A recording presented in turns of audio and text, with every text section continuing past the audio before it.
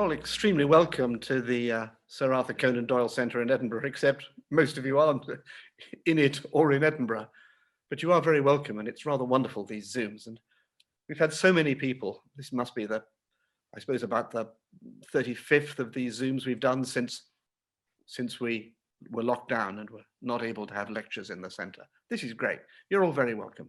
And could I just remind you that if you put stuff into the chat, it will appear as I begin to ask some questions for you, or perhaps allow you, if you wanted to ask questions, you can ask to be unmuted, or I might unmute you. If the questions are particularly interesting, so you'll know how interesting they are by whether you're being unmuted or not. But I'd like to say a word about next week. That may seem very odd. We want to get straight on to Eben, of course, but you'll see why. Next week, we have a wonderful American woman called Marjorie Woolacott, who's going to talk to us. And she's going to talk to us ultimately about the boundary when neuroscience and mystical experience meet. So I'm hoping I'll see you at exactly a week from now to listen to Marjorie. But if you know anything about Eben Alexander, then you'll know that where neuroscience and mystical experience meet is almost exactly a description of the extraordinary thing that happened to him, and which he then wrote a marvelous book about called Proof of Heaven, an absolutely amazing near-death experience. And since then, Eben has been absolutely committed to getting out there this better, broader, more spiritual view of the world, of which he has direct experience himself. So I'm not really going to take up any more of his time, but just say, Eben, the floor is yours, and we look forward to maybe 45 minutes of you and then some Q&A from the troops. Well, great. Thank you very much, Lance. I appreciate your introduction, and I would like to thank all of the members and people involved with the Sir Arthur Conan Doyle Center for inviting me. I looked at your list of speakers. You have done an incredible job. What a series. So I look forward to kind of catching up on some of those talks that I might have missed over the last few months. I wanted to share with you kind of the journey of a scientific mind who has been through a very deep spiritual experience. Now, turns out that there are millions of others on this planet who have been through a similar experience. And I'll explain a bit about why the scientific community pays particular attention to my experience, because it really kind of defies a lot of the easy kind of debunking maneuvers that they would like to apply to these sometimes, and brings up tremendous question for thought. Now, I think it's important to begin with, who I was before. I had grown up in a very scientific family. My father was a academic neurosurgeon. He was a chairman of a neurosurgical training program. He'd been a combat surgeon in the Second World War. And he was always very knowledgeable about science, cosmology, physics, every bit of that. And yet he was also very kind of religious, or more properly, he was spiritual. He believed in a personal loving God and in the power of prayer. And in fact, he used that in his life as a healer many a time. Prayer was important to him through all those many days of his life. But for me, I grew up in the 60s and 70s, like many of that generation. I came to know early on that science is the pathway to truth. And I promise you, I'm more of a scientist now than I've ever been, but also due to my personal experience and my connections with other scientists and experiencers, I've come to realize that the universe is far grander than just the physical or material realm. In fact, to explain any of it, you have to really move outside of the physical realm to explain human experience. And that's what we're going to talk about today, is how all that can really work to allow for things like near-death experiences and other examples of non-local consciousness. So I had that fairly conventional view. I'd grown up in a Methodist church in North Carolina. My father took me there every Sunday of my life. I wanted to believe what I heard in that church, but especially in my long career in neurosurgery, I find myself really wondering how in the world any kind of conscious awareness could survive the death of the brain and body. I fully bought into the kind of materialist scientific view that only the physical exists. And if you believe that, then the brain must somehow be creating consciousness out of the interactions of physical matter. And that's what I believe.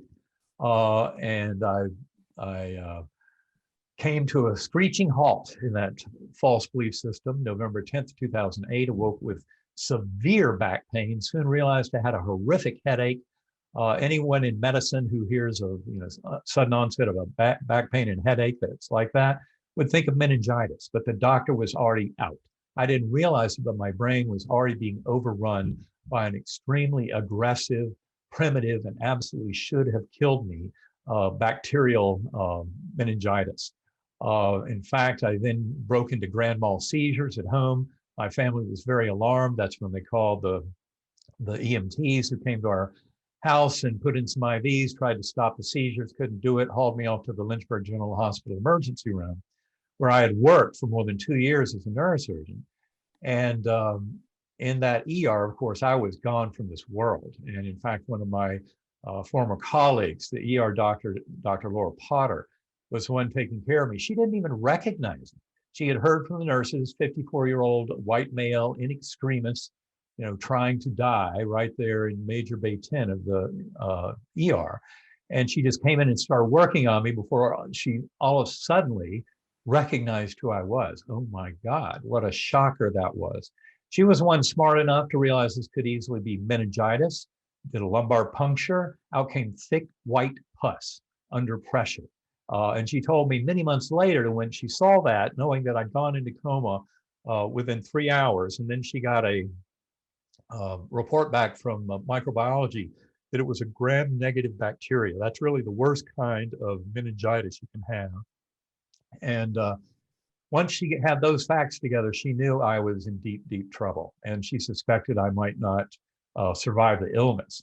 She intubated me, put me on a ventilator. I was put up on the medical ICU on 3 powerful intravenous antibiotics, where I spent the next 7 days.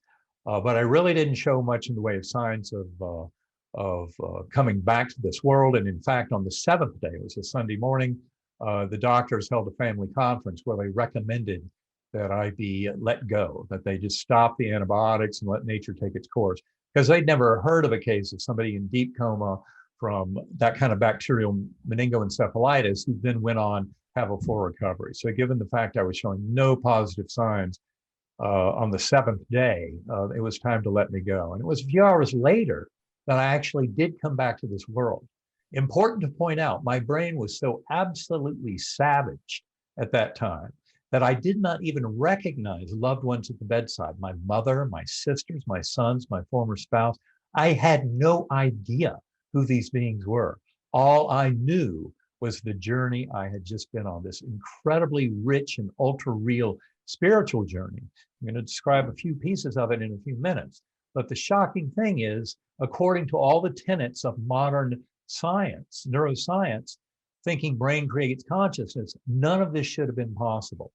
And that is something I put forward in the book Proof of Heaven with the appendices and the case I made from my medical records. But in fact, since then, 3 doctors who were not involved in my care, who were fascinated by the level of recovery. I mean, it really is inexplicable when you look through my medical records to see me come back fully. And that happened over about 2 months, really has no explanation. You really don't find cases like that in the meningitis literature. It's a real shocker. But you certainly find such cases of miraculous recovery in other NDEs, like Anita Morjani, who wrote the book Dying to Be Me, had a profound lymphoma, very advanced. She was down to 85 pounds, deep in coma when she went to an emergency room in Hong Kong more than 15 years ago. And she should have been dead within hours, but she wasn't. She came back to this world because she had a profound near-death experience. Or Dr. Mary C. Neal. She wrote the book To Heaven and Back, an orthopedic surgeon in a kayaking accident in Chile in 1999, in which she went over a waterfall and jammed her legs in front of the boat under some rocks. She was stuck underwater more than 30 minutes in a warm water drowning with her legs broken. Brought to the surface completely dead, but she was resuscitated and ended up making a full recovery. So another example, she went back, she's written, and I've presented with her before, in fact with Anita too. These stories are astonishing, and they offer tremendous lessons for all of humanity, but certainly for the healing arts and the medical profession, because tremendous healing is within our power. And this is something that goes far beyond placebo effect, although placebo effect is just a beautiful admission that our thoughts, beliefs, and attitudes can play a tremendous role in our healing. But getting back to my own story, when the case report was put together, and submitted to the Journal of Nervous and Mental Diseases. In fact, the peer reviewers challenged the doctors who wrote the case. How do you explain this? They called it absurd. And the explanation was, well, he had a near-death experience, and that is sufficient explanation for having this kind of inexplicably miraculous recovery. That was enough to satisfy the peer reviewers. So I would say the medical profession, medical science is changing very rapidly on all this. The more we start studying NDEs and sharing their power and what happens with the healing involved, the more we'll help this world. So what were the memories that I had in mind when I first came to in that ICU bed on day 7 of coma, when my brain was still so wrecked, I didn't even recognize loved ones at the bedside. Like I said, all I knew was where I had just been. And that was an astonishing journey that, again, should have had no way of happening, given the damage to my neocortex. And that's the important part. That was the case they made in the case report, was that all 8 lobes of my brain were affected. It was my Glasgow coma scale was deep coma the entire time. And given those facts, I had no way of having a dream or hallucination. Those parts of my brain were no longer active. And that's why the story I'm going to share with you now is so amazing and beautiful, because what it does is it tells us we're much more than our physical bodies. The brain does not create consciousness. Our souls are eternal and interconnected with our loved ones. And we come back over multiple lifetimes to grow closer to that oneness with the divine. And so for me, it all began in that earthworm's eye view. That's where my coma journey began. And I must stress that one of the most atypical features of my near-death experience from the viewpoint of NDEs in general is that amnesia, that I did not remember anything about my life. I had no words or language, none of my scientific knowledge, none of my religious beliefs. Everything was gone. And of course, in the early weeks and months after my coma, after my neuroscience knowledge started coming back to me, because it was all absent when I first woke up in that ICU bed, but it took about 2 months for all my semantic knowledge to come back.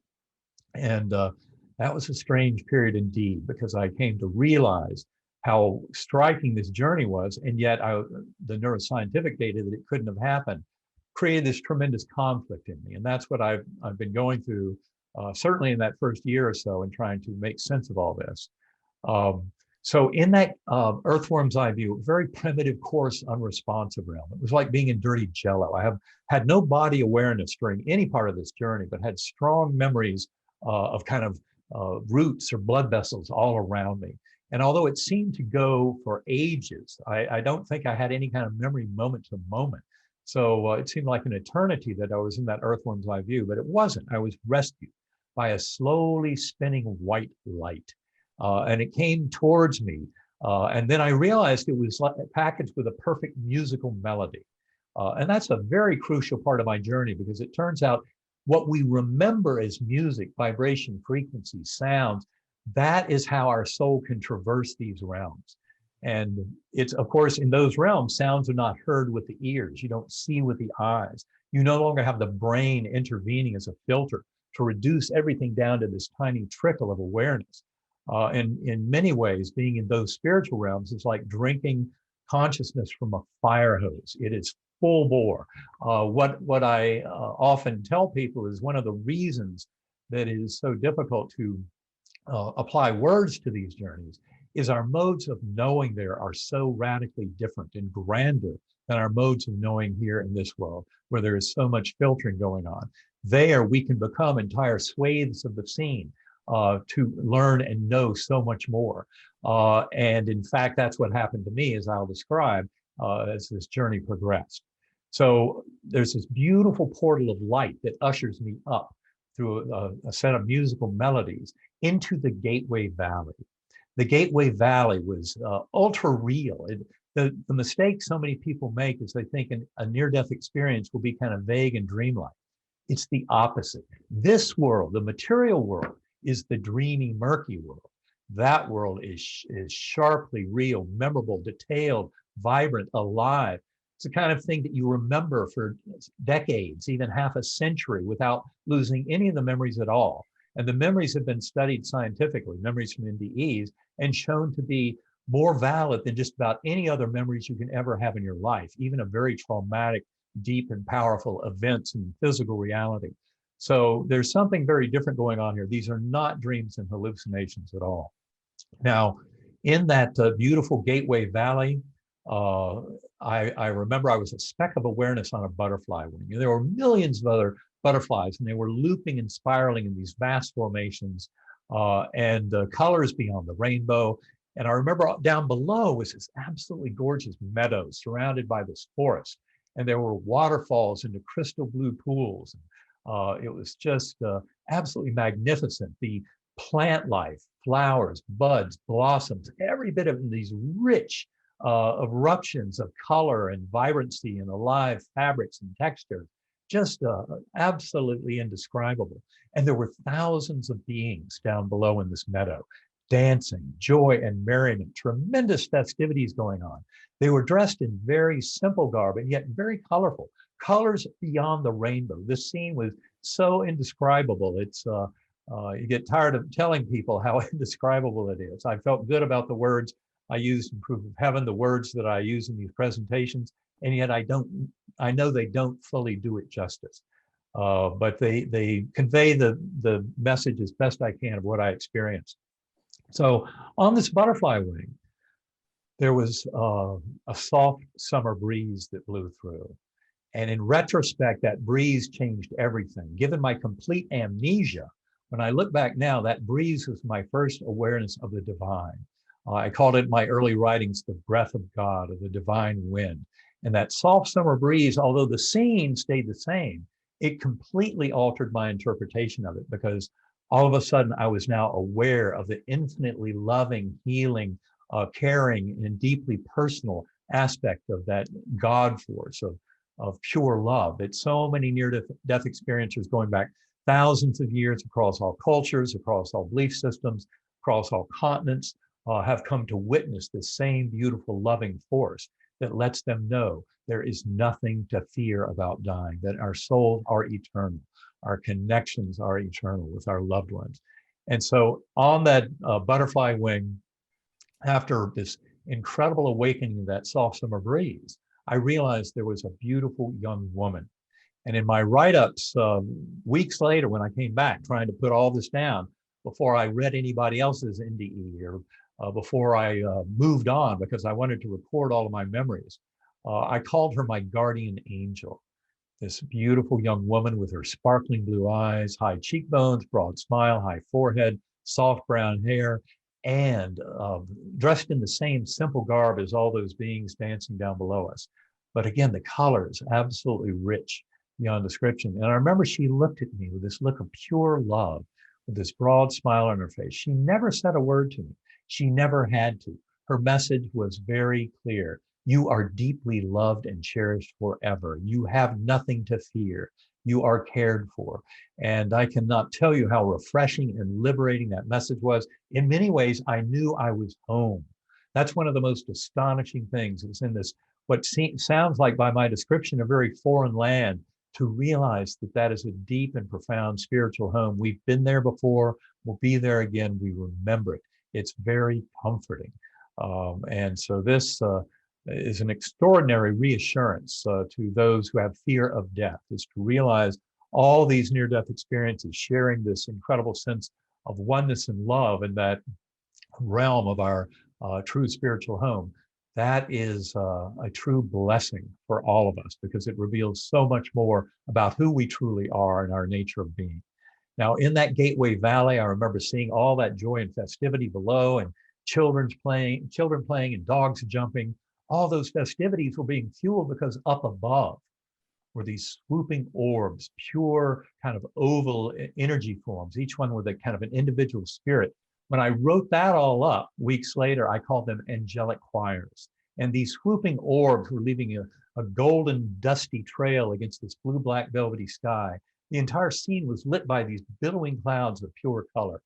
And those orbs of light emanating the chants and anthems and hymns that would just thunder through me and magnify this incredible power of that infinitely loving force that was all through this scene.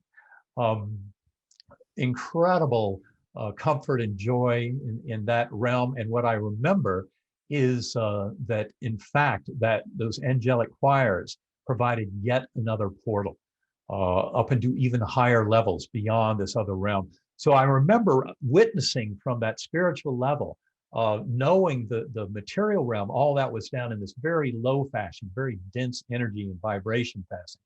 All of that with its associated time. And I'll stress here that time flow in that realm, I call it deep time. It's a very different ordering of causality compared to what we call earth time. Earth time is the way things tick and unfold here in living this life, this physical lifetime. But interestingly enough, the beautiful example of kind of that broader, more inclusive and encompassing stage of causality, that whole realm of deep time, is made very clear when you start hearing about life reviews. The life review is a very common ingredient in near-death experiences. The life reviews have been talked about going all the back to the writings of Plato 2,400 years ago, who wrote about Armenian soldier who died in battle, but then was placed on a funeral pyre, and he woke up and he said, when you die, your life flashes before your eyes, and what you realize is the only important thing was how much love you were able to hand out to others. And the life review, as it's commonly described these days in near-death experiences, involves two incredible lessons. One is that our sense of self is not, stable. In other words, when we have a life review, we go through the main events of our life in such a fashion that we feel the emotional power and impact of our actions and thoughts on others around us. So the life review is really kind of like the golden rule: treat others as you would like to be treated, being written into the fabric of the universe. That life review teaches us, when you hand out pain and suffering to others, here's what it feels like. You get that in the life review, and that helps to modify our courses as we reunite with our souls of departed loved ones and plan next incarnations. The other important thing, other than this boundary of self being false and part of the fiction of living in this world, is time flow. Because in fact, the events of a life review are not some vague sepia-tinted memories. They're sharp, crisp, alive, vibrant with detail. And in fact, they're absolutely complete. You can talk to people who have a life review that might have happened during a cardiac arrest when they were only out for 4 or 5 minutes. And yet they can have a profound sense of their entire life, all the important steps and lessons revealed to them. And again, revealed as from the perspective of how others around them were impacted by their thoughts and actions. So the life review is an incredible teacher and present in more than 50% of NDEs. Now, because of my amnesia, I did not have an Eben Alexander personal life review, but I did see life reviews writ large, especially as I got to that core realm. That was that final realm I talked about, all of space-time collapsing down, and witnessing that kind of deep time in the spiritual realm, but then all of that collapsing down. This is as I was ascending through that portal of the angelic choirs to the higher and higher levels until I got to the core. Infinite inky blackness, but filled to overflowing with the divine love of that God source. And what I ended up calling that source when I came back to this world, as I describe in the book Proof of Heaven, is Om, because Om was the sound I heard in that core realm. And Om would be, if asked, what's the origin of that? I would say the resonance of that deep love of that God force throughout all of eternity in an infinite dimensional space. That's what that Om sound meant to me. And that's what I brought back to this world, because to me, coming back here trying to make sense of it, God was a puny little human word with a lot of baggage that didn't begin to do justice to the majesty, awe, and deep, profound power of that infinitely loving God force that I encountered. So whether you want to call it God or Allah, Brahman, Vishnu, Jehovah, Yahweh, Great Spirit, I don't care what words you use. The deep truth of the meditative traditions of all the great faiths is that loving, merciful, infinitely healing God force exists for all of us as the very source of our conscious awareness in a very deep way. And the way that in that core realm, when the entire higher dimensional multiverse had been collapsed down into this complex oversphere as part of the lessons that I was to be taught there, and there was this brilliant orb of light that served as kind of a translator, interpreter. I did witness life reviews and reincarnation in two very powerful visions. One was of flying fish, and the fish down in the water were like us, kind of dumbed down, not knowing what our higher soul knows as we're here living these lives. And then the fish would come up out of the water. That was after we would leave our physical body, be reunited to the spiritual level, reunite with our other loved ones, go through life reviews, plan next incarnations, then dive back in for more. And then there was another vision that I call the Ender's Net vision, which was far more elaborate and showed our lives as soul lines, kind of weaving through this vast Ender's net that all was concentrically guided towards this golden glowing future of all sentience and understanding and oneness with the divine. And that each and every one of us were playing our part in that tapestry of leading us there. So reincarnation and life reviews were very clear to me in my journey, but not with a personal life review for Eben Alexander, because the amnesia was absolutely critical for some of the deepest lessons I was to learn from this. And that only became apparent to me months later. Now, it turns out that I would tumble back down from that highest level, back to that earthworm eye view. But by remembering the musical notes of the melody, I could conjure up that portal, go back up into that gateway valley, always onto the butterfly wing with that lovely guardian angel, all the festivities going on below. And then those angelic choirs would usher me up through the higher portal to the core for yet another journey. Always entering the core, I was told, not in words, but in conceptual flow. The words I used to describe it later were, you are not here to stay. You will be taught many things, but you'll be going back. And because I would cycle through all the way back down to earthworm's eye view, I'd come to believe that going back meant going back to the earthworm eye view. So no problem. I could remember the musical notes of the melody. That's what allowed me to keep coming up in these higher, richer spiritual realms. But there came a time when I could no longer muster that portal to get up into the Gateway Valley.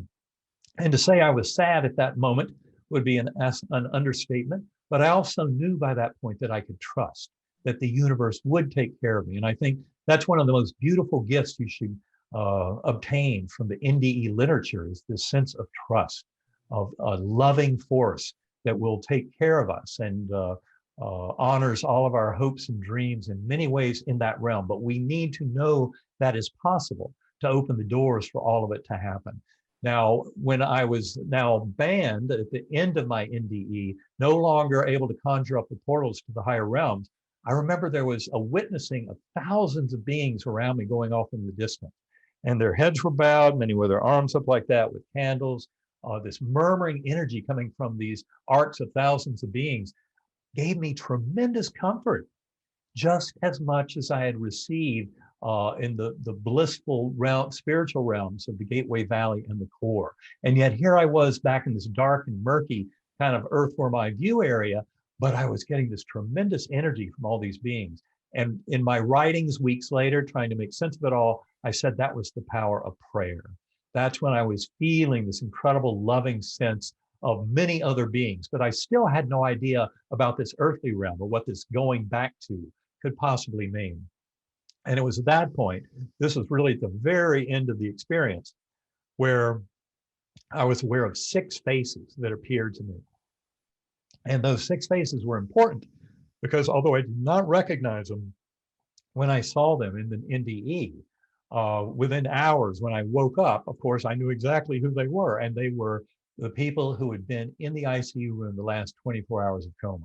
The reason that's important is there were a lot of other friends and family who were there earlier days that I don't remember at all. So this helped to really peg that since this happened at the very end of the journey, and one of those faces was of Susan Renches, a family friend who was never physically there, but she was 120 miles away. She had worked as a healer, channeling to people in coma. And she was an old friend of our family. So when I was in coma, my former spouse, who was a very good friend of Susan's, called her up and asked her to intervene. So on the 4th and 5th nights of my coma, from 120 miles away in Chapel Hill, North Carolina, Susan did intervene. And I remember her as clearly as the other people who were physically there in the ICU bed. And when that was all mentioned to me in the day or two after waking up from coma, that Susan was never physically there, I said, well, of course, she didn't have to be physically there. I knew in that realm, you know, there's no limitation of distance at all, or of time. And so anyway, it was those 6 faces that I saw that ushered me back to this world, even though I couldn't understand their words when I saw them.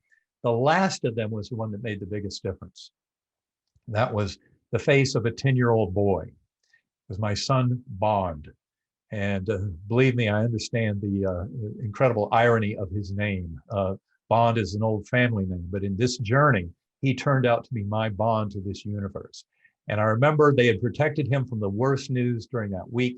And then when he heard the doctor's conference and their statements that it was time to just let Dad go, he knew that was horrible news. And he came running down into ICU bed 10, pulled open my eyes and eyelids that had been taped shut. I was lying there on the ventilator being inflated 12 times a minute.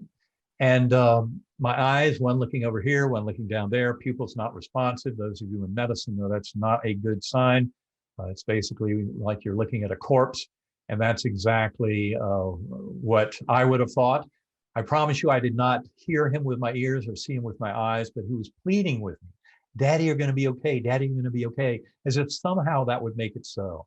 And although I'd had no fear through this whole journey, because I kept thinking, this can continue, it can cease, it doesn't matter. Now, all of a sudden, everything mattered because I felt this very strong connection with Bond, even though I had no idea who he was. But there was another soul out there that mattered.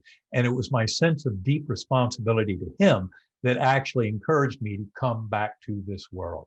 And it was the toughest thing I've ever done. It was like crawling out of a hole in a gravel pit where every time you reach up, everything collapses down in on you. Almost impossible. And yet I knew I had to come back.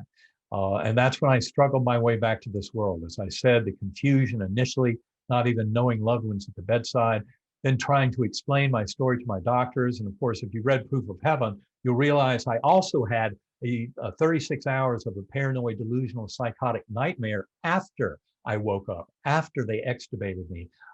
And the memories of that nightmare disappeared within weeks compared to the memories of the deep coma journey, the ultra real memories that are sharp today as if the whole thing happened yesterday. These are not dreams or hallucinations at all. Extraordinary journey. And so coming back to this world, initially, I was so blown away by the whole thing, trying to tell my doctors about it, and they would pat me on the back. You were extremely ill. Your brain was soaking in pus. In fact, we can't even understand how you're coming back to us now. But forget about it. The dying brain plays all kinds of tricks. So my neurosurgical knowledge wasn't back yet. It came back over 2 months. And in that 2 months, I was going into the hospital, talking to my doctors, going through the neurologic exams, the lab values, the scans, and it didn't line up. It didn't make sense. I was reviewing the medical records of someone who had gone to die, not someone who would have a full recovery. And that was the beginning of my journey. And my older son, who was majoring in neuroscience in college at the time, he had struggled through this with my family, but he came home from school 2 days after I got out of the hospital, day before Thanksgiving 2008. I told him it was way too real to be real. And that was the best explanation I could give because my doctors had told me it was a trick of the dying brain. He told me, write everything down that you can remember before you read anyone else's NDE. And that was the best advice I've ever got. So that was the beginning of the 12 years going up until now. And in those 12 years, what's happened is I've worked with scientists around the world. I've given talks to hundreds of thousands of in audiences, and many of those audience members have shared their own personal journeys with me. So I've been in a very rich environment of learning more about all this, coming to see that science fully supports the reality not only of the afterlife, but of reincarnation. I knew reincarnation was absolutely real from the visions I had during my journey, and trying to reconcile that infinitely loving God with my Christian taught orthodoxy of one incarnation, then eternal heaven or hell. It did not work at all.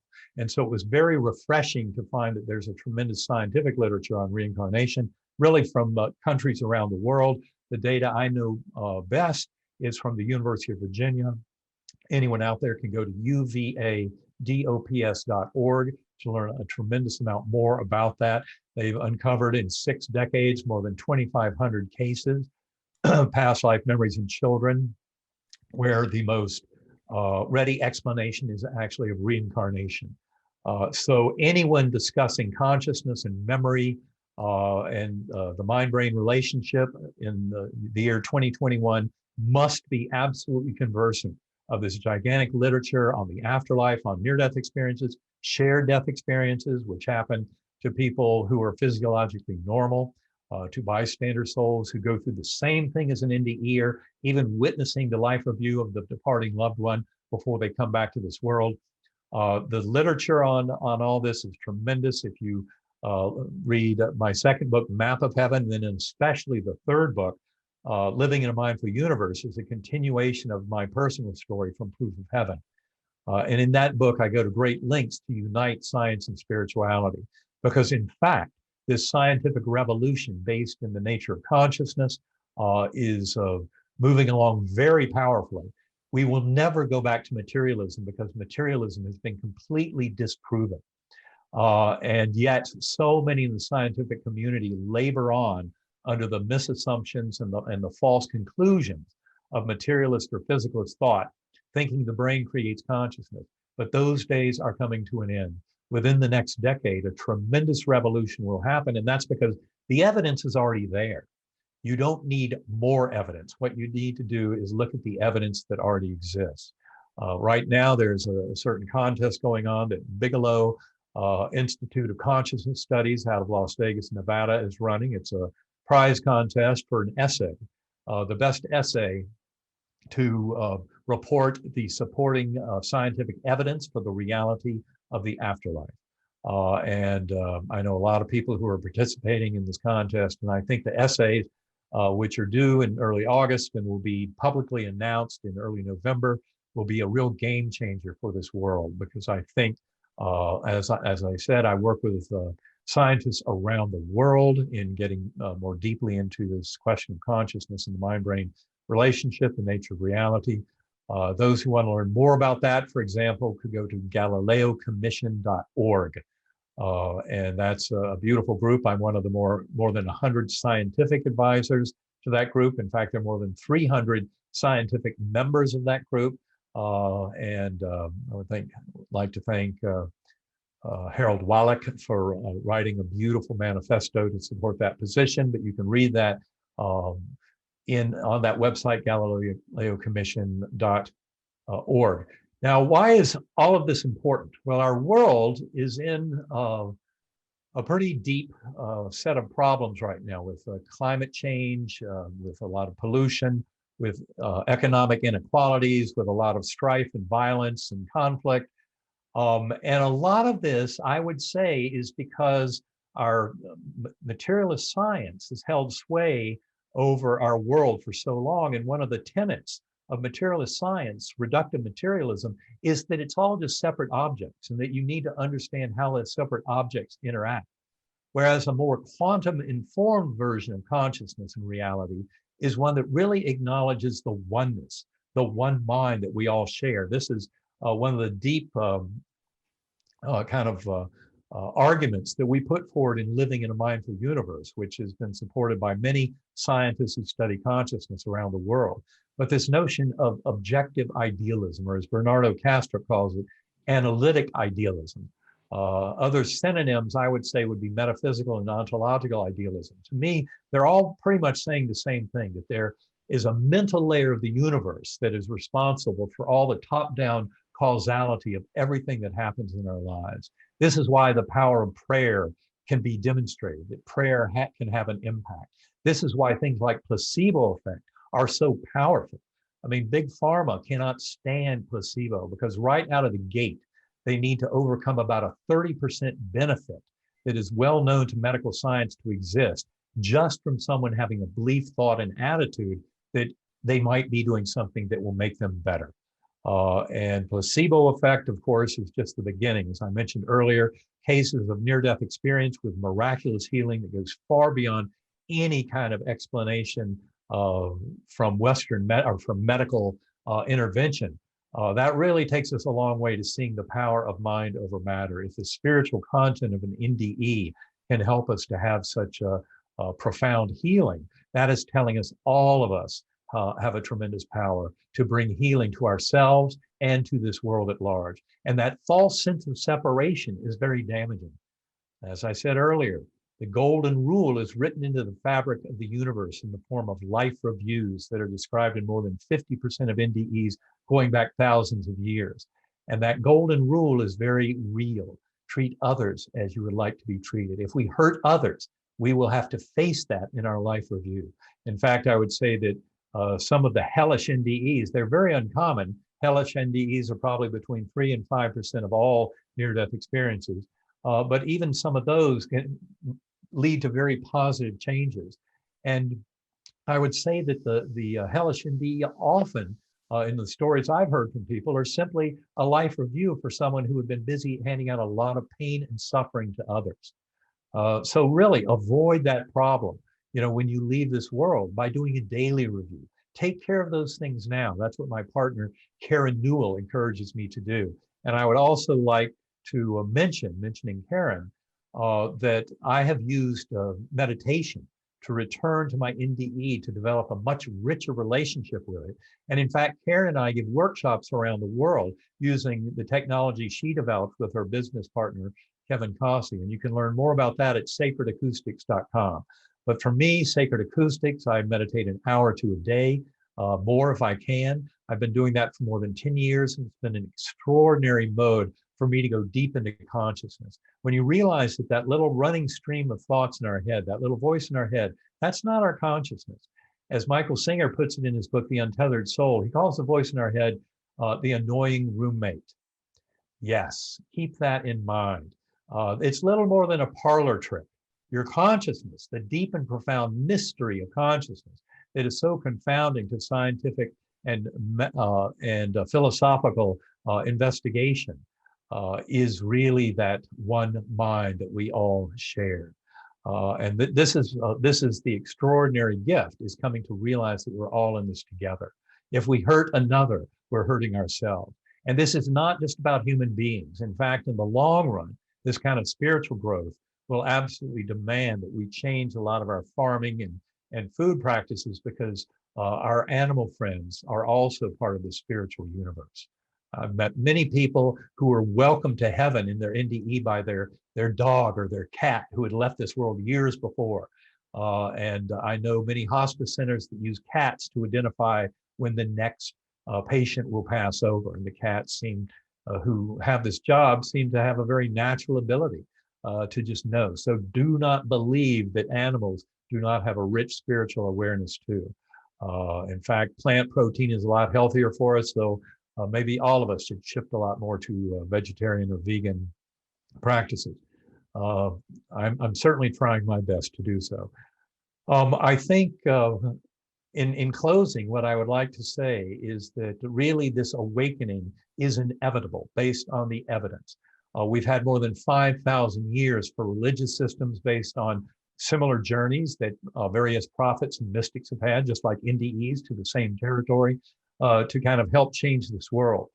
In most of that environment, the orthodoxies and scriptures that would be built out of the prophet stories sometimes were used to control humans, not necessarily to bring all the beautiful benefits of the prophets for use for mankind at large. But I think now, especially with NDEs, there can be an impetus to kind of revise much of our religious, spiritual, and scientific thinking into a very aligned notion based on this kind of primordial mind hypothesis that we talk about in Living in a Mindful Universe, where we really start to acknowledge that the lessons from these journeys, and this certainly includes the bigger lessons like from past life memories in children, all the evidence of reincarnation that comes out of the world of transpersonal psychology, which is work thanks to Carl Jung, Charles Tart, Stan Groff, Michael Newton, Brian Weiss, and other courageous investigators. We come to realize that this bigger knowledge that our souls have been here before can help us tremendously in addressing the issues of this lifetime. And I think that's a very important point to make. To fully understand ourselves and to best live this life, the daily choices I make in dealing with myself and dealing with others are highly informed by this kind of awakening knowledge that I know of. And I would say that that is true for all of us. The lessons of NDEs and of this awakening of the scientific world to the deep mystery of consciousness and the true organization of our universe through our spiritual selves and the spiritual universe, that is something that will liberate all of us. And it is coming ahead very soon. I believe in the next decade or so, I would say, just because the evidence is absolutely overwhelming. And it's high time that it did so, because we need to start treating each other with love and compassion, mercy, acceptance, kindness, when necessary, forgiveness. And these deep lessons from NDEs in many ways can help guide the world into the next phase of human evolution. We call ourselves Homo sapiens. Sapiens means wise. Yes, we've had a lot of wisdom out of science and technology in the last few centuries, but I would say we've also seen the dark underbelly of those advances in the form of addiction to fossil fuels, climate change, that gyre of plastic is twice the size of Texas floating in the East Pacific Ocean. I mean, there are many things that Homo sapiens has done to this world. The threatened extinction of more than 35,000 species of animals. We are in deep trouble. It is high time to take stewardship for responsibility for this precious planet we live on. And so with that, what I like to do is thank the Sir Arthur Conan Doyle Center and Lance Butler. I would now open it up to questions, and I'd like to thank you all very much. Thanks very much indeed, Eben. You can't hear us clapping, but you can see us clapping. That was absolutely wonderful. I mean, your energy, I mean, the proof of your pudding is in your presentation. Well, thank you. It's from the heart, and it's, authentic sharing is really a gift, and it's something where the information conveyed goes beyond the words. It's a very heartfelt communication, and I think you're exactly right. Especially, I know when I present with very spiritually enlightened groups like Sir Arthur Conan Doyle Center, yes, I can certainly feel this beautiful resonance that we all share. Well, I'm delighted to hear that, and that is very inspiring. I would like to ask the first question, and since I have the mute button, I can do that, but afterwards everyone else will get a go. It's a sort of question with just 4 words, and it's not meant to be cheeky. So religion was right. Yes. Well, let's put it this way. I think the deep kind of meditative traditions of all the great faiths is in agreement. There's a lot of orthodoxy in scripture and everything kind of overlaying it all that may not be in agreement, but the deep principles of love, of acceptance, of oneness, of this infinitely loving force at the core of the universe, absolutely. The religions were right. In fact, in promoting our book, Living in a Mindful Universe, we say this is an ambitious effort to unite science and spirituality. And that's mainly because science and spirituality actually strengthen each other. When you try and explain some of the deepest mysteries of quantum physics without acknowledging this top-down causal nature, the primordial mind, you really can get confused and get lost. And that's where I think this unification of ideas, this synthesis, just as we present in our book, Living in a Mindful Universe, is really the way forward. But it involves, the consilience, the agreement of knowledge from many different lines of inquiry. That is the hard problem of consciousness from the viewpoint of neuroscience, the impossibility of explaining consciousness as derivative from physical matter, philosophy of mind, and the apparent unification of consciousness within an individual, parapsychology, all the evidence for non-local consciousness in the form of telepathy, of precognition, remote viewing, out-of-body experiences, shared death, near-death experiences, past life memories in children, suggestion of reincarnation, deathbed visions, after-death communications. I mean, giant universe of knowledge, of supporting information that talks about the reality of this, the consilience of all that. And then, of course, quantum physics itself, which has been deeply mystifying as we've tried to converge on a supporting metaphysics that works. And I'd say we are converging on that. And the position is that of analytic or objective idealism, and the brain working as a filter. So filter theory, which was, alive and well under William James in the late 1800s, and F.C.S. Schiller, Aldous Huxley, Henri Bergson. Many people talked about filter theory, but if you see the brain is not producing consciousness, but only allowing primordial consciousness in, then all this starts to make much more sense. Yes, of course. And that is very inspiring. And it's perfectly true. I mean, you list off all those things, and I think, yes, I've heard them all before, and I've been hearing them for 30 more years, you know. I mean, what are we waiting for? Right. Could I ask Natalie to unmute Lisa Barrett while I ask another question so that she Please. can ask her own question? I'll just pick up a couple of questions from the chat, Eben. One is the old question that Tricia Robertson brings up. People will just say it's oxygen deprivation. In other words, you can take that as a symbol for all those possible physiological reasons. I mean, is there anything in that? There's nothing to that at all. Now, in my own case, you won't get anywhere those arguments. In fact, that's why my case is so of interest to the scientific community, because that case report makes it even clearer than I did in Proof of Heaven. My neocortex was not working. I had full thickness damage of the neocortex. That brain was not going to yield any dream, hallucination, confabulation, or anything because of the damage to my neocortex. Even my brainstem was damaged. Now, the other main argument, though, in terms of those silly arguments about oxygen or carbon dioxide or what have you, are the whole set of phenomena of what are called shared death experiences. I had many of my audience members come up to me and tell me a shared death story after I give my talk, and I didn't know what they were. They were like, they might be, you know, gardening, when all of a sudden their mother's soul comes through and whisks them away. And to even witnessing a full-blown life review of their mother's soul, and then they come back to the gardening, go, oh my God, what happened? And then they get the phone call that their mother just died.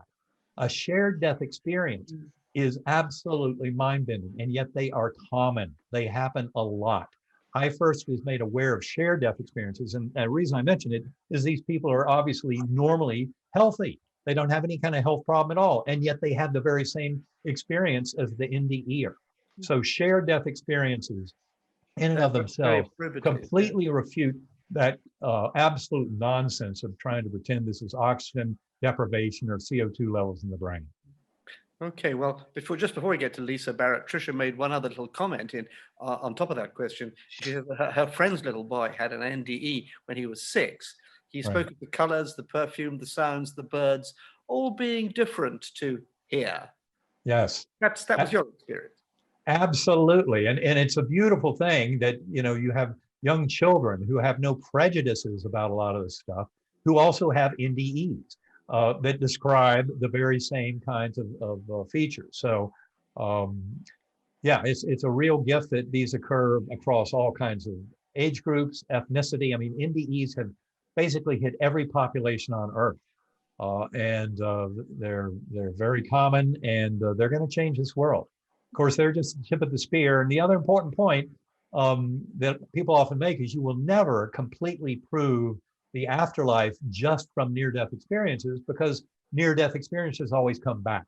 But in the much bigger setting of looking at everything else about after-death communications, deathbed visions, the past life memories in children, et cetera, you paint this beautiful tapestry that makes it crystal clear. Afterlife, reincarnation, every bit of it depends on this primacy of mind and the eternity of soul. Yes, of course. Yeah, I mean, I do so agree. Lisa, would you like to ask your question? Which one would you like me to ask? Oh, have you got another one further I've down? got lots. Oh, ask them one after. Begin at the beginning. Go on. Okay, the first one. So you said that you saw the people that you saw there. Do you think there are a limited number of beings, or do you think the original energy kind of divides into other beings? Yeah, I do not think there's, you know, there's that old question they used to ask, how many angels can dance on the head of a pin? I think this is a similar question. It's not like there's a finite, limited number of souls, especially when you realize from that perspective of the spiritual realm, all the events of your life can happen like that. All the events of millions of lives could happen like that. So to think that it's all confined to a here now and let's try and catch them on an arithmetic error is a complete nonsense.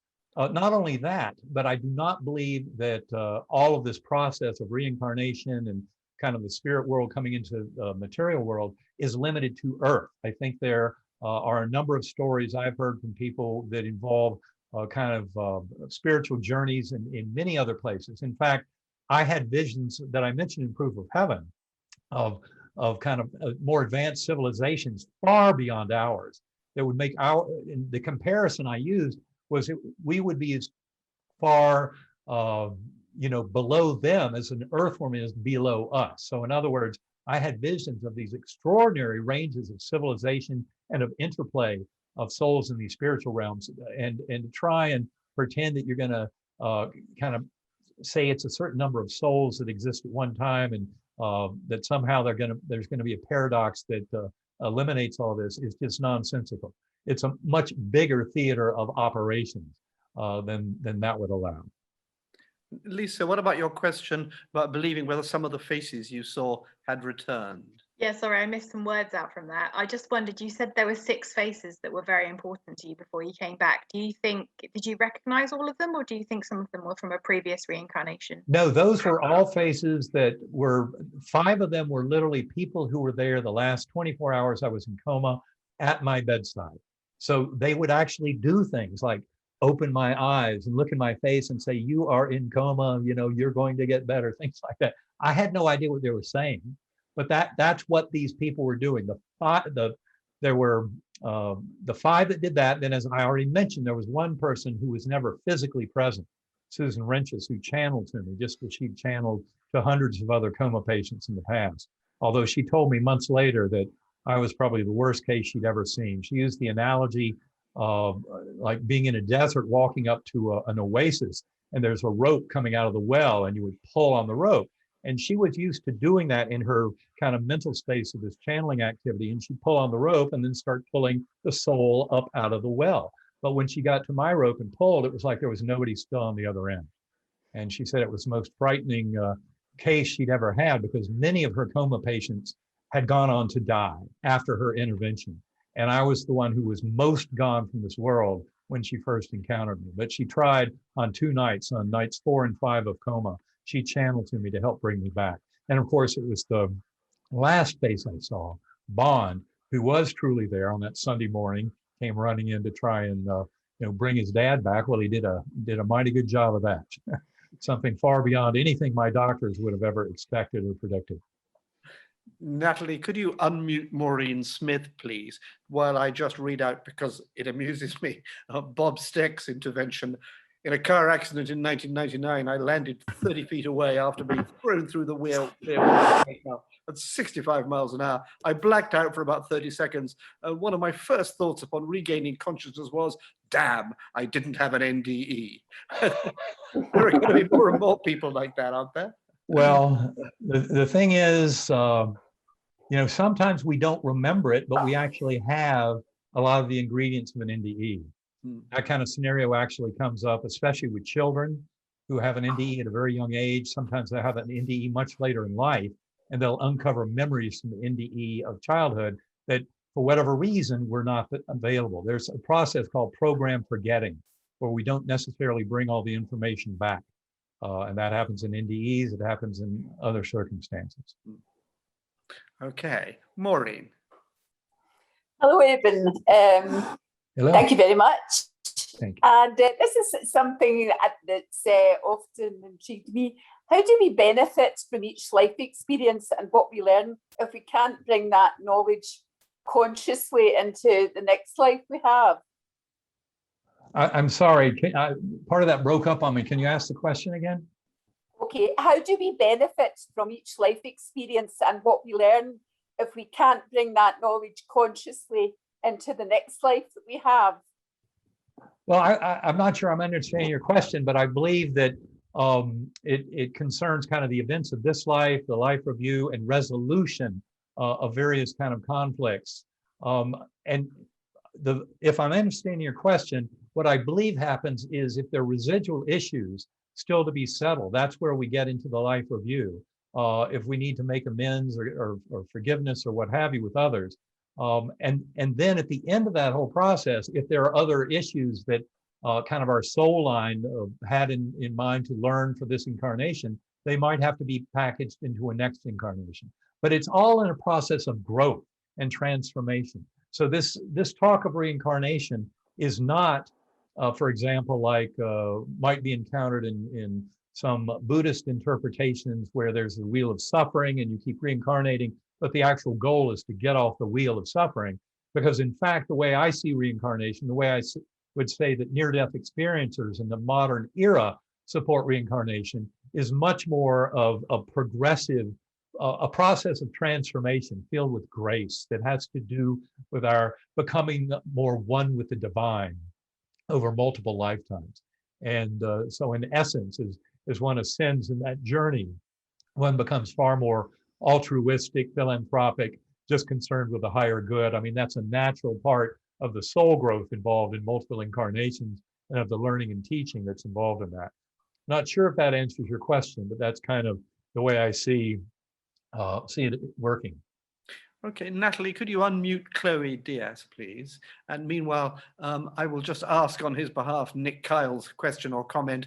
Was your mind freed to have a powerful, vivid hallucination, like a little as if you had DMT? Are you interested in that drug side of? Well, I can tell you there's been tons of talk about DMT, LSD, all these other psychedelics mimicking an NDE.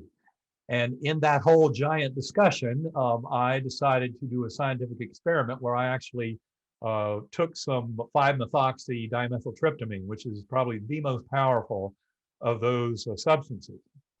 And comparing that to my NDE, I would say that the substance it's like looking through a small keyhole. So you can make out just the tiniest little hints of things that might be there. But that's very different from the NDE, which is like being in the penthouse suite, having a panoramic view of the entire horizon. So although I believe that such plant medicines and theogens, I prefer to call them that. I think hallucinogens is a terrible word because that implies that it's all just hallucinations, which is not the case. I promise you. There's a tremendous amount of kind of alternate reality that we need to take seriously that's presented to us with those kinds of plant medicines.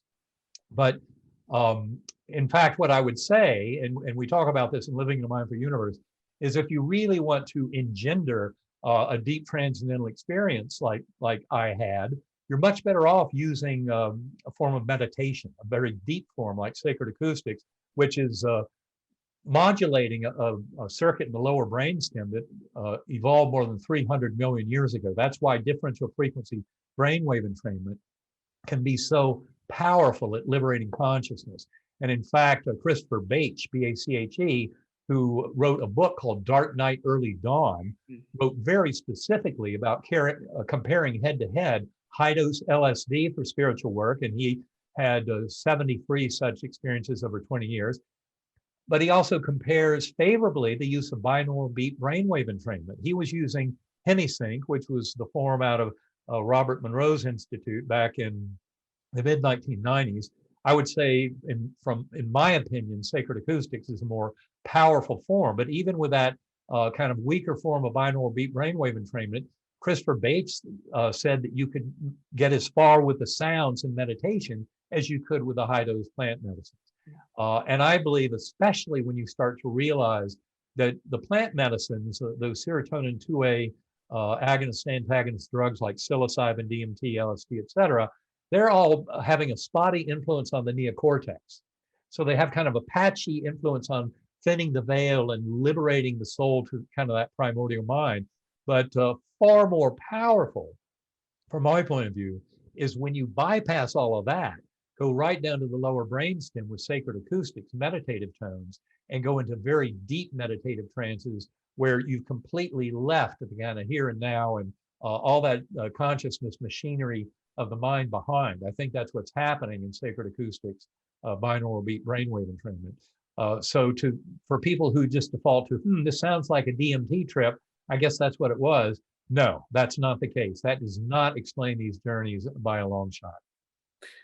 Natalie, could you just unmute Peter Bruin, and would you like Chloe to ask your question? Thank you very much. There's so many questions I'd love to ask you, but I'll stick to just one. I was wondering, do you think that if you had not had such a profound experience, this near-death experience of yours, do you think that you would have ever been convinced to change the way that you have done? And do you think that you would have still been undergoing, or still, you know, the materialist understanding of the universe? Do you think you still would have held You that mean in if your I'd never had the consciousness? NDE? Yes. What I can tell you is the scientific data is plenty overwhelming to support this deeper understanding. And yes, I would have been paying attention to the science. And luckily, a lot of people are making a big deal of the science now, including me and many of the scientists I work with. And that is, the evidence there is sufficient. Although your point is a good one. Personal experience is a real game changer. I know when Jessica Utz, who was the head of the American Statistical Association, in 2015 gave her presidential address to more than 6,000 member scientists and statisticians. And she had done a lot of work, and her work had shown her conclusively that remote viewing and precognition are absolutely real phenomena. And she knew that. And when she presented her data to this big group of scientists and asked them, well, what would it take for you to believe all this is real? More data or a personal experience? Pretty much to a person, they said personal experience. That's why that is so important. Now, the data is already there. And if you want to study it, you know, Living in a Mindful Universe is a great place to start.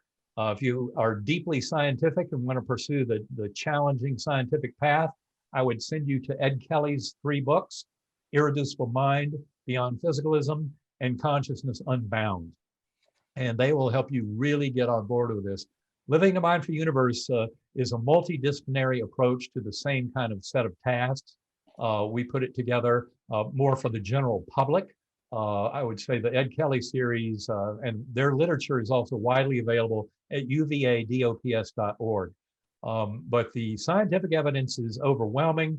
The arguments are going to be overwhelming as we put all this together. The whole world is shifting on that basis. But in many ways, I think your question raises the importance of personal experience. And that's why I do all this work with Karen Newell, my life partner, giving meditation play shops to help people get into deep meditative states using sacred acoustics, because that in itself can take people. So I've seen many people in our workshops and people who are her customers in sacred acoustics who have had profound transformations and growth of their soul without having a full-blown NDE. You can cultivate this, you can do it through meditation, you can come to this deeper knowing and connection with souls of departed loved ones and with that primordial mind. Natalie, could you unmute Jenny Jameson, and could Peter ask his question? Yeah, Eben, thank you very much indeed. You're the living proof in your talk that energy is eternal and intense and Peter, thank you. continues forever. The personal dimension came through very strongly, your guardian angel, the communication you had with your guardian angel, and it raised the question of the fact, I would say, given what you say, that we don't all become part of a big massive consciousness where we retain an individuality, a personality beyond death. In that context, though, you touched on the hell side of your experience as well. There was a hellish dimension to one part of it. And I was wondering how you integrated your Christian dimension with the bad side of cosmic karma. I mean, does hell exist in a personal way in the same way heaven does for you? Okay, well, first of all, I'll point out generally that near-death experiences, although they may be, the way you tell the story of your NDE may be flavored by your religious beliefs, the content of the experience is not. The content of the experience can very much refute your prior religious beliefs. For me, growing up in a Methodist church in North Carolina, to then come away from my NDE knowing the absolute reality of reincarnation, the absolute reality of being one with God, absolutely one identity with that God force. You know, there's no way any of that would have come from my religious beliefs. It came from my NDE. Also, the notion of evil. I came away from my NDE with a very clear view that in that deepest core realm, There is only the God force, only the love. And then it all starts to kind of parcelate out as you get further and further from that source of our conscious awareness out through these lower spiritual realms until in the density of this material realm. But the important point to make is there is no battle between good and evil, God and Satan going on in that core realm. It's pure love and light. That is the origin of the universe. The apparent darkness and evil emerges as the absence of light and love as you come out to these denser, kind of lower frequency regions of the material world. So the point is that love will always win, bringing love and light into this universe. And we all as sentient beings have the power to do that. That is what will ultimately drive this world towards oneness with the divine, towards a utopia that I believe is truly possible as this awakening occurs. I would say that our views of hell basically have originated from difficult life reviews, essentially. You know, where if you're busy handing out a ton of pain and suffering to other people, being on the receiving end of that is not going to be a very pleasant thing. And I've heard a number of people share with me where their life review was the hellish part of the experience. The other important thing to point out about the hellish NDE, and they probably occur in 3 to 5% of all NDEs have this kind of hellish sense to them. As you pointed out, if I just gone to the earthworm's eye view and come back to this world, I would have had a hellish NDE. I think in general, they're just incomplete. I would also say my NDE was incomplete in the sense that there were tremendous lessons that I was to learn about memory, about experience in the brain and mind relationship that came from my amnesia, that necessitated that I not remember Eben Alexander's life. For example, if I'd written it according to most NDEs, my father would have been there. He had passed over 4 years before my coma. My father's soul would have been there front and center, and yet he was nowhere to be found. Yeah. And part of that was the amnesia and the fact that my guardian angel actually had to be somebody I didn't know. So I wouldn't just, diss all the information as, oh, you just see who you want to see on the way out. But the hellish NDEs are very positively transforming. I will just say that. They often lead to the very same beautiful transformations in people as a full-blown, blissful NDE. But is there a personal hell? And the Jesuits define hell, excuse me, as an absence of God. And I think you said the same thing. It's that there's no light, there's no God there, and that's what hell is. Well, but is there a karmic punishment to be meted out to those who haven't been good on this? Well, I think souls can get stuck in limbo, especially souls who really have no clue how to interpret what happens to them. If they're expecting when they die that everything's going to go blank, and all of a sudden they find their consciousness much expanded, and going through their life and souls of departed loved ones and all that, they might get very confused about it all and get stuck. In fact, some of the work that Karen and I did early on was to help souls who were stuck in kind of a limbo. So I think that kind of thing can happen. But no, I do not believe at all that there is an eternal hell and damnation. I would say that's completely impossible for such an infinitely loving God to even entertain such a ridiculous kind of concept. Thank you. Could we? Okay, thanks, Peter. Could we switch to Jenny Jimson, and after that, I've got a question. Okay, hi, Eben. It's great to see you. I've had 3 shared death experiences, so I describe them as absent of emotion, but in its place is a full awareness of another reality in which we are profoundly connected. And these experiences were with 3 people who were very close to me. I wonder if you have experienced any increase in sensitivity or psychic awareness since your illness and your NDE. Well, that's a very good question. Yes, I have. I've certainly experienced a lot of the microelectronic effects. You've probably heard of those, like in the 3 to 6 months after my coma, walking down a street, the street lights would go out, and I just thought that's infrastructure problems. But then it stopped after about 6 months. Likewise, I had to go through 3 watches before I found a watch that would work. my computer would crash a lot more often. I attributed all that to just infrastructure and other things, but it was really a big problem for 3 to 6 months. And then all of it started to kind of alleviate. And I only found out later in all my reading that those were typical side effects or after effects from an NDE, but also intuition and empathy, a much kind of richer kind of sense of my intuitive abilities, of my empathy with other souls. I think, many NDEers have that kind of major upshift in their kind of empathy and sense of connection with others. That's one of the reasons they become much more loving, kind, compassionate, merciful, just because of the experience itself. And I would say I've definitely had a lot of that. Karen will tell you that I still escort every bug I can out of the house. I don't kill the bugs, I get them out of here. I brake for butterflies if I'm driving.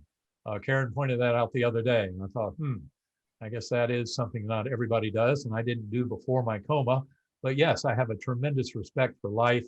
It's one of the reasons why I realize that souls exist in all of our fellow beings, and so a lot of our farming and dietary practices, I feel we need to change as this awakening comes to humanity.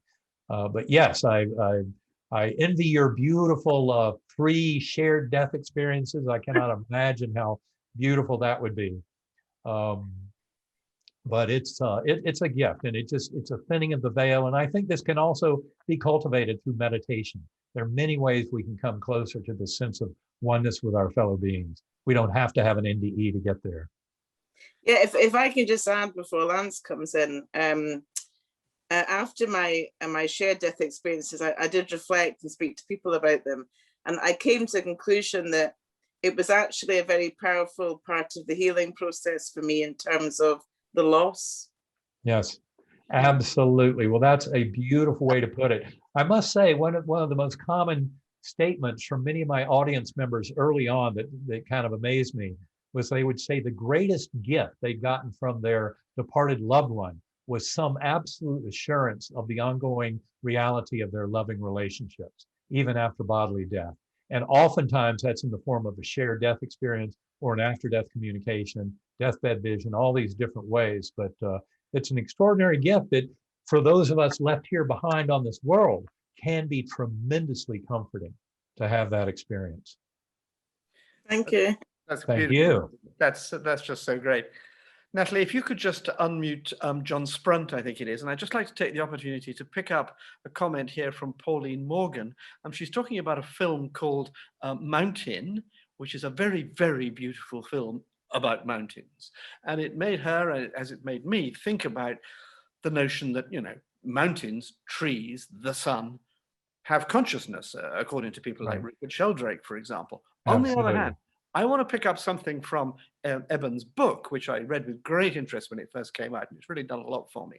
There's an extraordinary thing you didn't mention this evening, Eben, and that is that when you were being shown your happy valley and all these beautiful people and so on, you looked, maybe I've got this wrong, maybe I made this up, but I think you say that you looked around and the scenery which you were being shown was kind of being rolled up behind you. Well, I think what I was saying was how the scene changed after that soft summer breeze came through. It was this absolutely dramatic shift in my kind of understanding, because that breeze was my first awareness of the divine. And then I realized that the divine, that God force, was all through every bit of it, was basically kind of a co-creative process with my own kind of will and identity as a soul. And I think that might be what you're referring to, because there was this absolutely stunning shift of scenery, even though the details of the scene remained the same. Okay. But my interpretation and understanding of the majesty of it all upshifted dramatically.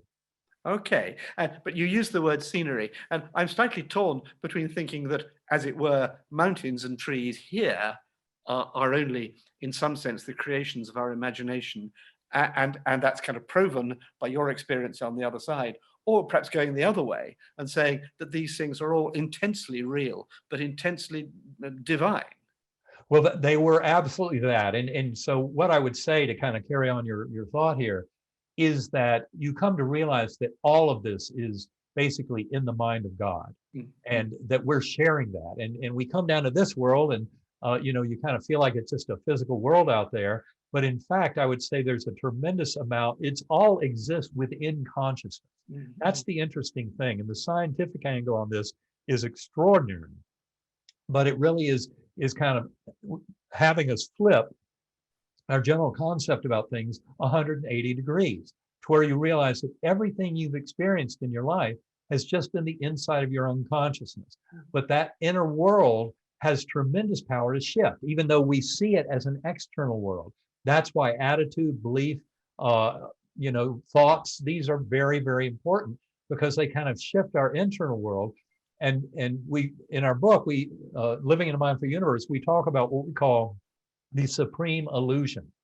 The supreme illusion is the undeniable fact that as we sit here and we look out on this world around us and we see all the things out there, our brain and mind are tricking us, because what we're actually witnessing is an internal model. It's created completely within the world of mind, and it projects all of this to be out there. Now, there is an information field, which I'd call the quantum hologram, which is the source of all the information that mental universe can work and convey. But the astonishing thing here is you begin to discover, the more you understand the supreme illusion, the more you see how all that world out there can be influenced by your kind of shifting things about your inner world, your understanding. That's why things like placebo effect and miraculous healing in NDEs can even happen, because there's this profound ability of mind to influence matter. And one of the deepest lessons of quantum physics to emerge in the last few decades of intense research is that there is no physical world out there independent of the observing mind. That is the crucial, absolute, important part to get here. It's all mental, the mental universe. It was eloquently described by Richard Kahn Henry in a one-page essay in the scientific journal Nature in 2005, in an essay called Mental Universe. And he makes it clear as a bell. I follow a lot of other kind of advances in quantum physics and that understanding, and it's all lining up perfectly to support this mental layer of the universe, and the free will of our higher souls can manifest there. That's great. That's, of course, philosophy is going there as well, as you and I were saying before the talk.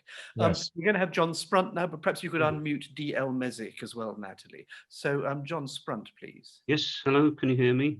Yes. So, John? Hi, Eben. Yeah, super talk. Thank you very much. Very inspiring. I just had, I've got a bit of a question. They might have an opinion on what's the relation of perception to form, in that it used to trouble me, the reports of NDE experiences, that they would perceive things and see things in the way that you would say that we see with our sense organs. You'd see the way we see with our eyes.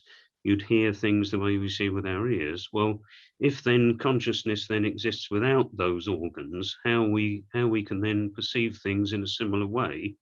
But then NDE experiencers do tend to say they see colours that are greater than the colours we know, hear sounds that are greater than the sounds we know.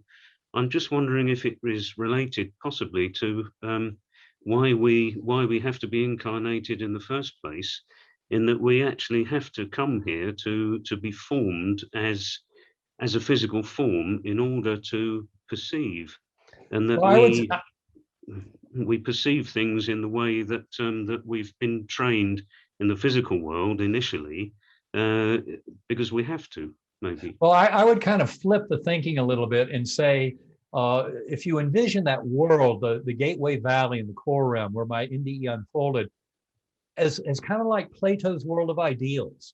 It's like a world of perfection, a world of template. That's where our light body would be. That's where I think the healing comes from. When we manifest healing in this world, we're basically taking the data from the light body and printing it more directly. Now, to get to the sensory and the perceptual question, what I'd like to point out is in those realms, on these journeys, what people in NDEs are trying to describe is knowledge through identification. Knowledge where you become entire swathes of the scene. And I promise you, when all that is unfolding in this gigantic fashion, in the sense, remember that often when people describe life reviews, all those things are happening at once. So don't start thinking that this is just like walking through a park somewhere in the physical world. This is an extraordinary onslaught of kind of experience, knowing, becoming. I mean, there were times in the core where I became the entire higher dimensional multiverse, you know, and to try and explain that from an ego perspective, nobody's going to buy any of that. It sounds ridiculous. And yet that's what I sensed happening. Likewise, this knowledge through identification, where we become others in the life review. We feel how we affected them in our actions and thoughts. So the theater of operation of an NDE of these spiritual realms is far, far grander and can easily allow for all the main events of your life to be vividly in detail relived then and there in this fascinating, extraordinary experience of kind of synchronous action that you could never handle in this world, trying to filter through the limited trickle of awareness that our brains let in. So just because it has to be conveyed as a narrative, as a story, using language that normally is a language of somebody looking with their eyes and hearing with their ears, don't think that was the way the information was acquired by somebody going through that experience. Right. Okay. Yeah. I mean, I've heard often NDE experiences find it very difficult to describe their experiences, and because they're trying to relate it to us as we are here. Well, we're trying to, yes, share it with our fellow beings, but that's one of the reasons why Karen and I early on, you know, in working on our book, Living in a Mindful Universe, decided not to just rely on a track where we were explaining things to people and giving a worldview, but we needed to invite them to go within, sacred acoustics, deep meditation, because the only way to truly get to know these things is to go there yourself, personal experience. You can go to the talks and, you know, read the books and watch the DVDs till the cows come home. If you're not going there yourself, you're never going to get this at all. Meditation, centering prayer, whatever your mode of going within. When you realize the brain doesn't create consciousness, but filters in primordial universal consciousness, then you realize why going within consciousness allows you to get out into the universe. Okay, yeah, thank you very much. Yeah. That's great. Thank you, John. That's wonderful, isn't it? Now we have, I think it's Miss Mesick, is it? Yes, hi. Good evening or good afternoon for me Hello. in the United States. Doctor, thank you for your talk. My question may have already been asked and answered. I was originally going to ask you what you thought about Swedenborg and Isaac Newton's experience regarding their belief that there was an interplay between good and evil. And I think you already answered what your thoughts are regarding that. So I wonder if maybe I could change up the question and say, because it's rather timely now, what are your thoughts regarding the room for aliens, if you will, or extraterrestrials, and this experience you had of this one loving force? Well, you know, I mentioned it in the book Proof of Heaven, that in fact, I was aware of, I had visions of civilizations far advanced beyond our civilization. So to me, there's no question that this is not just something going on Earth, but that our interaction as material beings with the spiritual realm absolutely involves civilizations across the cosmos and also across time. Our understanding of time is very limited and in many ways very kind of restricted from a deeper understanding of causal forces in the universe that might manifest through that deep time. But I can certainly see how, you know, what we in our current culture see as extraterrestrials could easily be advanced beings from another civilization. They could even be humans who have learned how to travel backwards in time from the future, although I think that's less likely for a number of reasons. But I believe that the universe is awash with civilizations. In fact, I would say one of the reasons why this tremendous awakening in human potential is happening now is because if we're going to join that club of advanced extraterrestrials, we cannot continue to be a barbaric, warfaring kind of cave-dwelling species, which we are today. And that must come to an end. That's one of the reasons this awakening is so imperative, is if we're going to be part of that club, we cannot continue to act like a bunch of very immature, egocentric little brats, which is exactly what our warfare, our conflict, our violence, our economic polarization, You know, all this conflict in our world just shows us not to be very wise as Homo sapiens. It is time to grow up. And that's what this scientific revolution is really all about. Fascinating. Thank you very much, Doctor. Thank That's you. good, isn't it? Well, we're pretty much out of time, but I've got a little question which has been asked privately by one of the participants.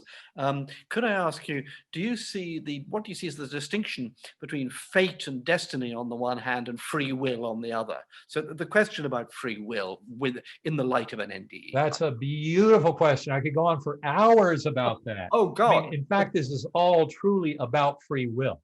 You know, materialist scientists, you know, at the most extreme, will try and tell you none of us have free will. Chemical reactions, electron fluxes in the brain, they're following natural laws of physics, chemistry, biology, and consciousness and free will is an illusion. I think that's completely wrong. That's 180 degrees off target. I think the whole universe exists for sentient beings to manifest free will. That's where understanding this mental layer of the universe, which has been there forever, but it's what sentient beings have access to. And it is a level of integration and assimilation of information that allows us to manifest our free will. Now, you could argue that if we're totally ego mind, just right down in the little ego, satisfying all the desires of the ego, therefore being, you know, addicted, alcoholic, what have you, with the ego demands, that we are not manifesting free will. You could easily argue with the behaviorist that somebody who is at a low ego level of function is always reactive, is not really having any true free will intervention in their soul journey. But that's where a lot of this kind of awakening is so important, because I believe as soon as we go into meditation, identify the little ego voice in the head, put it into timeout, we start developing a relationship with that observer, with that the self-awareness of the universe aspect of self. And that's what allows us to start growing and truly manifesting a free will that leads in a direction of grace and of growth towards oneness with the divine. So it's really kind of lifting up and away from ego kind of functioning that allows us to manifest a much higher form of free will. But certainly the big discussion, the scientific discussion of brain and mind, free will is alive and well with these concepts of quantum physics and how the brain works basically as a filter, a quantum filter that allows in the mental that is the directive from that higher soul. And that's what we experience. That's what becomes our reality. That's great. I was going to finish there, and if everybody can just bear with one more question. I've twice been asked privately the same question by someone who clearly wants your answer, Eben, and after that, I promise we'll let you go to have your lunch or whatever the next thing is for you. If the divine wants us to believe in an afterlife, why doesn't he or it give returning NDEers like you some new higher order scientific facts that we can then validate? Well, that's what's happening. The science is moving that way. The science will become indisputable. The evidence is already there. Like I said, it just has to be properly assembled. But the scientific world is using a lot of this. These kind of journeys do bring us that kind of wisdom that we can shift and kind of upgrade our understanding of our nature of reality. So all that is in process. Do not worry. Okay. That is part of what is happening now. That's why there are hundreds of scientists around the world who are deeply involved in this question. And from their point of view, nobody is moving backwards towards materialist thought because all the evidence points away from that. Okay, but we're not getting from people like you the cure for Alzheimer's, for example. I think not yet. Okay. Well, what I will tell you though is pay attention. Placebo effect is not just take a sugar pill, get rid of a headache. If you go to noetic.org, the Institute of Noetic Science's website, put in the search term spontaneous remission. You will find more than 3,500 cases in a book they published in the mid-1990s of healing, of cancer, of advanced infections, even of congenital anomalies people were born with, things like that, beyond any medical intervention, all through belief, attitude, and thought. So our ability to heal ourselves by access, I mean, look at me. I'm an example of someone who went through a healing that has absolutely no explanation whatsoever in medical thought. That is an example all of us can follow. There are other NDEs like that. The Institute of Noetic Sciences is now upgrading that database, 25 more years of data to pile onto those 3,500 cases before. And the message is we have the power to heal ourselves of all of these things. And that is what is happening now. There's going to be a tremendous shift in the healing arts in the healthcare profession as we come more and more to see this extraordinary power of healing that we all have as advanced souls. Well, Eben, we've got a lot of people in the chat saying thank you for an absolutely wonderful talk. I have to say that I obviously haven't got rid of ego completely, because the only one I'm going to quote is the one who says, thank you, Eben and Lance, for a beautiful interchange. So that's only a joke. Thank you very much for a fantastic talk, Eben, and I hope we'll see you again here and in Edinburgh one of these days. Well, I hope so too. I would love to come back up there. We've been to Edinburgh. Karen and I were there a few years ago, but yes, absolutely. Would love to come there and meet you all in person. And Karen and I would both be happy to do that beautiful journey. Edinburgh is an absolutely gorgeous city. My oldest son was actually born down in Newcastle, not too far from you. Not too far. He's a canny lad, as they say in England. All right. Well, this has been great. Thank you all very much. People can keep in touch with me through ebenalexander.com or learn more about the meditation at sacredacoustics.com.